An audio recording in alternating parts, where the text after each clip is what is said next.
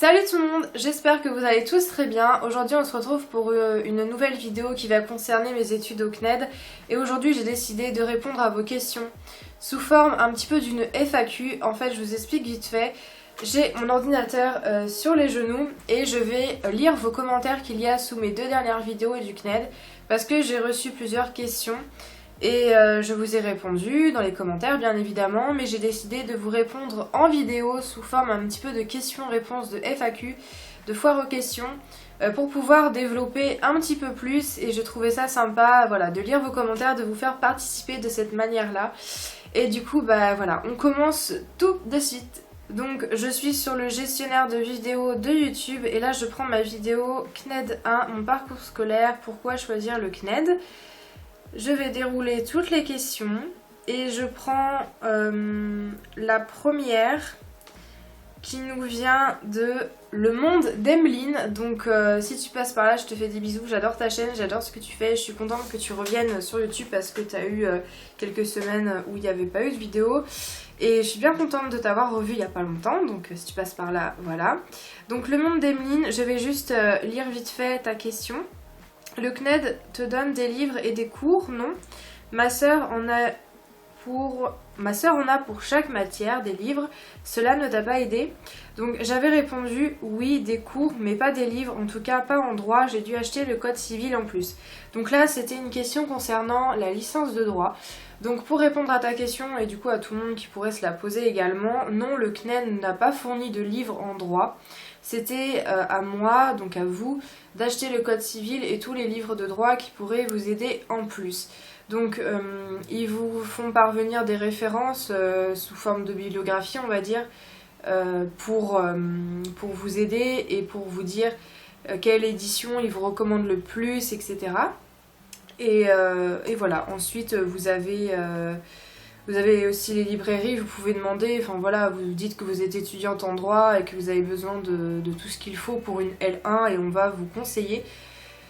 Donc voilà, seconde question, ça nous vient de l'IMCITEC.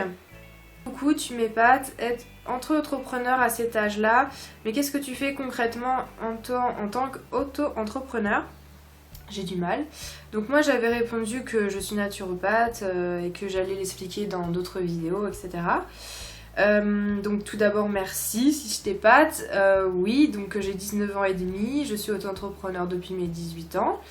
Et je suis ce qu'on appelle naturopathe, donc c'est un thérapeute qui va utiliser des méthodes naturelles de renforcement global du corps et non pas traité par symptômes. Et donc on utilise les plantes, on utilise toutes les thérapies que je pourrais dire alternatives et aussi tout ce qui est chromothérapie. En tout cas moi c'est une de mes spécialités. Donc voilà, après concrètement c'est ça ce que je viens de dire. Ensuite en vrai je suis dans le conseil, l'hygiène de vie on va dire. Je peux conseiller des huiles essentielles, des plantes, des types de régimes alimentaires. Je peux aussi faire des produits cosmétiques naturels, donc ça tout le monde ne le fait pas en tant que naturopathe, mais moi ça m'intéresse aussi. Les petites mèches, moi ça m'intéresse aussi et je trouve que ça ne sert à rien entre guillemets d'avoir une alimentation saine, d'utiliser des produits de consommation bio si à côté de ça vous utilisez des produits bourrés de cochonneries pour vos cheveux, votre peau, etc. Donc voilà pour ta question, j'espère que j'y aurai répondu. Autre question, et cette fois-ci elle nous vient de Stacy, je vous écrirai ça. La personne nous dit: bonjour, j'envisage de passer le CAP fleuriste au CNED, je stresse un peu pour les matières générales du CAP, quelqu'un peut me dire si c'est dur? Merci. Merci à toi pour ton message. Donc moi j'avais répondu et je vais te le redire ici. Que je peux pas te dire le niveau parce que moi j'ai fait mes études d'avant le bac en cursus normal on va dire, et c'est que mes études post-bac que je suis au CNED. Néanmoins je te conseille de directement poser la question et d'ouvrir un dossier avec eux par mail, par téléphone, parce qu'ils répondent très très bien. En tout cas ce que je peux te dire c'est que pour moi, n'importe quel niveau, je pense que le CNED est quand même plus dur qu'en vrai, on va dire, parce que vous n'avez pas de prof derrière vous et il faut vraiment être autonome, donc je te dirais que c'est plus dur. mais après ça dépend des notes que tu as déjà. Voilà, donc bon courage en tout cas, et si tu passes par là, bon courage. Autre commentaire, et cette fois-ci ça nous vient de Addict Amy, donc merci beaucoup pour tous tes messages que je reçois sur pratiquement toutes mes vidéos, ça me fait vraiment très plaisir. Elle nous dit: coucou ma belle, CNED pour moi aussi au collège et lycée, mais c'était pour poursuivre l'apprentissage de ma langue maternelle, bisous, bisous à toi aussi. Donc oui, j'en avais pas parlé, mais c'est vrai que vous n'êtes pas obligé de faire le CNED, on va dire, entièrement. C'est-à-dire que si, par exemple là, apprentissage d'une langue maternelle, ou vous perfectionnez en anglais, ou prendre un module de maths, ou n'importe quoi, vous pouvez le faire aussi. Après, je sais pas tout, mais vous pouvez prendre des modules comme ça, un peu partout, pour vous perfectionner. Merci à toi, Addictemi, de m'avoir rappelé ça également, et je t'embrasse aussi, bonne continuation. Dernier commentaire sur ma première vidéo CNED nous vient de Manon G. Wells, donc merci beaucoup à toi et merci pour tes commentaires et ton suivi. Donc elle nous dit: j'ai hâte de voir la deuxième partie, donc voilà, c'est chose faite maintenant. J'ai aussi comme projet de devenir naturopathe, c'est super, ne lâche rien. Pour l'instant, je compte combiner ma formation avec un BTS en diététique, mais rien n'est arrêté encore. Donc moi, je lui avais répondu en gros qu'il fallait faire très attention aux écoles de naturopathie et regarder si elles sont agrégées au niveau européen. Vous avez diverses associations par rapport à ça, mais je vais sans doute vous faire une vidéo par rapport à ça également, parce qu'il y a beaucoup de gens qui se font avoir, entre guillemets, et de regarder par rapport au CNED si ça vaudrait pas plus le coup en fait de faire ton BTS par le CNED plutôt que de le faire en réel, ce qui te laisserait le temps d'avoir des expériences en tant que naturopathe. Je m'explique, il faut voir le rapport temps et argent. Certes, c'est un budget d'être au CNED, mais si on regarde à côté, il faut compter l'essence et les frais d'inscription. Faut compter le temps de trajet, donc tous les jours les trajets, faut compter le logement, voilà, alors que le CNED, vous êtes chez vous, vous changez vos habitudes, oui, mais vous n'avez pas des frais en plus par rapport à ça tous les jours. Donc voilà, je te conseille de bien regarder de ce côté-là, et en tout cas, bon courage. On va passer à ma deuxième vidéo sur le CNED, donc je vais y aller tout de suite. Donc elle s'intitulait CNED 2, ma formation de secrétariat médico-social. Donc je me rends sur la page des commentaires. Voilà. Je prends dans le premier commentaire. Et donc là c'était la vidéo où je parlais spécifiquement de mes cours au secrétariat médico-social. Donc le premier commentaire nous vient encore de Manon GOS, donc salut à toi. Super vidéo, ça m'intéresse toujours autant, même si je ne pense pas passer par là pour mon BTS en diététique. Entre parenthèses, j'ai déjà ma formation de naturopathe à financer, alors je pense que ce sera difficile de payer les deux. Donc même chose que j'ai dit tout à l'heure, pareil, j'ai rien à dire de plus si ce n'est que j'aimerais bien savoir où est-ce que tu te formes en naturopathie, ça m'intéresserait de savoir. Donc si tu veux pas le dire dans les commentaires, n'hésite pas à m'envoyer un mail. Donc voilà, et encore une fois, bon courage.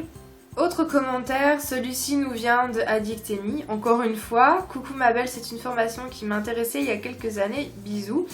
Donc effectivement, j'ai vu que c'est une formation qui a pas mal de succès parce qu'il paraît que celle du CNED, en tout cas en secrétariat médico-social, est quand même bien reconnue par les employeurs et que c'est une formation assez solide, on va dire. Donc merci à toi, merci pour ton message. Et autre message, cette fois-ci ça nous vient de Eva Mobi Bapulo. Il nous dit, ou elle nous dit, je ne sais pas, salut Gatita, salut. C'est drôle d'ailleurs parce qu'il y a des gens qui pensent vraiment que je m'appelle Gatita Estrella, mais en fait non, c'est mon nom de marque et de pseudo et de marque en fait en réalité. Salut Gatita, cette formation m'intéresse beaucoup, je voulais savoir si on est assidus, peut-on la finir en 6 mois? Merci. Donc moi je lui ai répondu oui c'est possible, mais il faut travailler tous les jours et faire ton stage de 2 mois en même temps, sachant que c'est difficile de le trouver. Ensuite il faut faire ton dossier de rapport de stage, c'est dur de faire les cours en même temps que ton stage, donc ça veut dire qu'il te resterait 4 mois pour les cours, c'est peu, à moins que tu fasses le stage l'année d'après. Ensuite il m'a répondu, ou elle m'a répondu, merci beaucoup pour ta vidéo, ça me motive énormément, merci infiniment, je te remercie. ça me fait très plaisir ton message. Donc pour en revenir à ta question, est-ce que c'est possible de le faire en 6 mois? Oui, c'est possible, mais il faut vraiment en faire tous les jours comme si tu étais dans une formation en présentiel et très très intense. Du matin au soir, faut être dessus. Moi je te dirais que oui c'est possible, mais que je te le conseille pas dans le sens où c'est quand même très très intense, il y a beaucoup de contenu et